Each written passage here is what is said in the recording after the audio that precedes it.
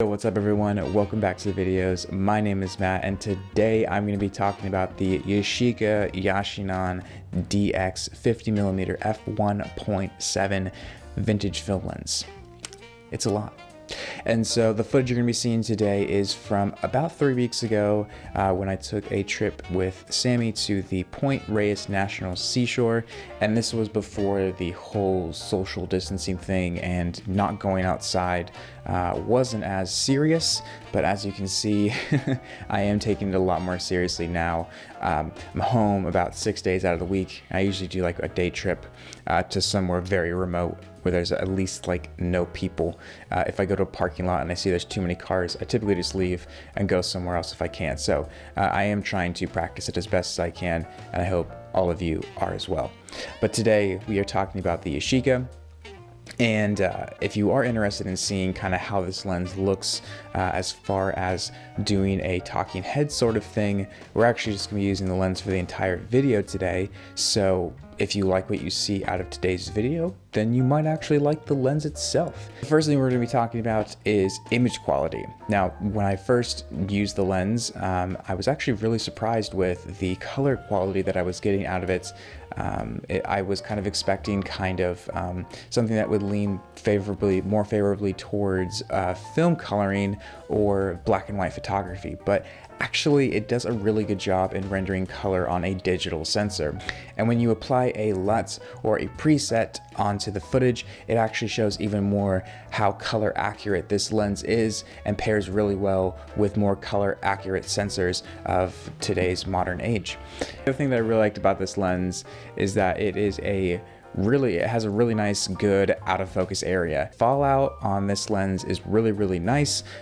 When you have a subject like the seals, we had a seal that was really close to us and I was focusing in on it, and I could see all the individual wrinkles and kind of the contrast in the skin, and then everything else just kind of nicely just faded away, and the rocks were nicely out of focus, and it just kind of gave it a bit more of a dreamy kind of look to it and just a smoother look to it overall. And then again, there's just kind of like this added layering to the image with the out of focus. It just kind of like stacks nicely.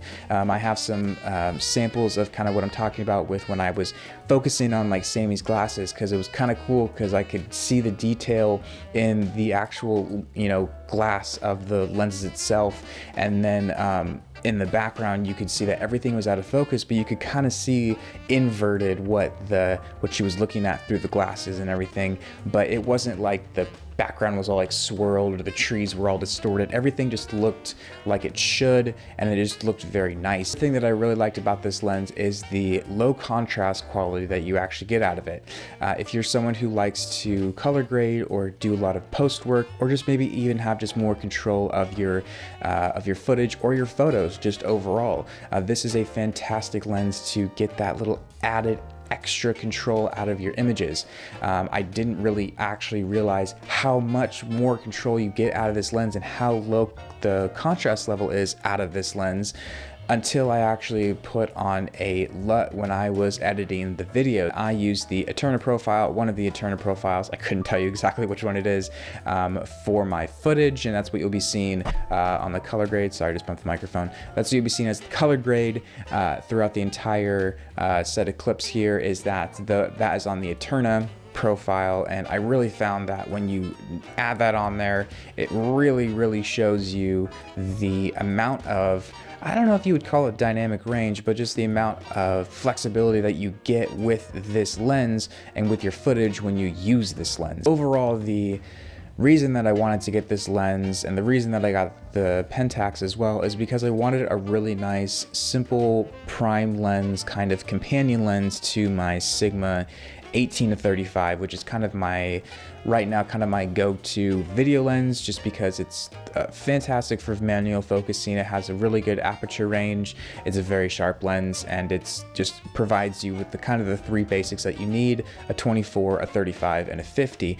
But it didn't provide me with a kind of tight portrait-y lens that could get me some nice detail, or just that added kind of depth to the shot with that extra shallow depth of field. Provides me still a decently wide angle of view for getting some landscape shots, but maybe something a bit more focused on a particular subject. Again, it does get me that really nice shallow depth of field, that good amount of separation, but it also provides me the ability to kind of put my subject into the landscape or into the setting that they're in the videos, and you'll see that with kind of the walking shots that I'm doing with Sammy's, that's all handheld, that's all walking with the Yashika, and that's just me kind of just like heel toe walking with it and having the stabilization on. But you can see where she is, you can see the settings, you can see what's going on, and it's just a nice focal length because it's not too tight to where you have to be miles away from your subject,